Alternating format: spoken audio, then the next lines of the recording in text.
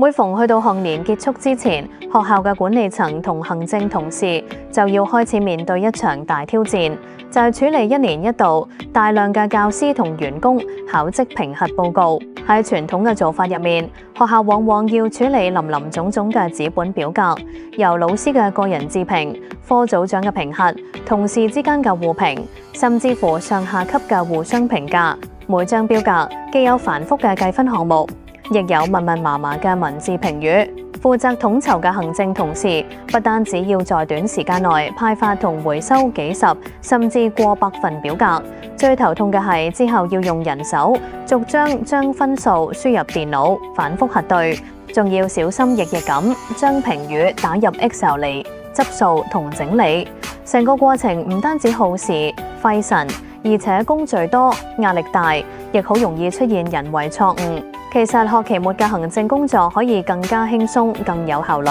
我哋公司研發嘅學校考績系統就係專門為解決香港中小學呢個行政痛點而設。我哋嘅系統將傳統嘅紙本表格全面數碼化，負責嘅同事只要預先喺系統設定好複雜嘅評核關係，就可以因應學校嘅行政進度，喺適當嘅時間按件將表格分批派發俾相關嘅教職員。派發之後，負責同事亦唔需要再好似以前咁逐個辦公室去問，或者逐封 email 去催，因為透過系統嘅管理後台，行政同事可以隨時隨地一目了然咁監察所有人嘅進度，邊個填好，邊個未填，全部清清楚楚。如果係截止日期之前察覺到仲有部分人員未提交，負責同事只需要喺後台輕輕一按，系統就會自動向未提交嘅評核人發出電郵提醒。呢個一鍵催交功能既客氣體面，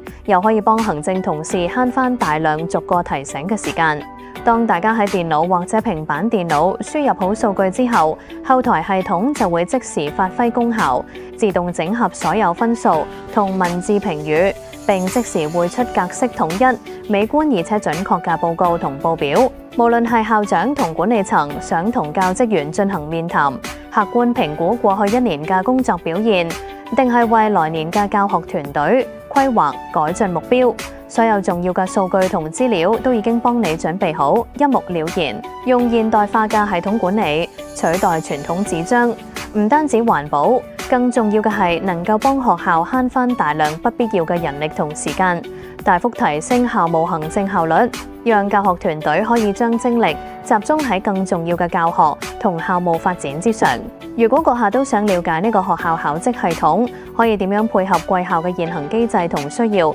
歡迎隨時聯絡我哋，安排一個簡單嘅 demo 示範，親身體驗一下數碼化行政嘅便利。多謝。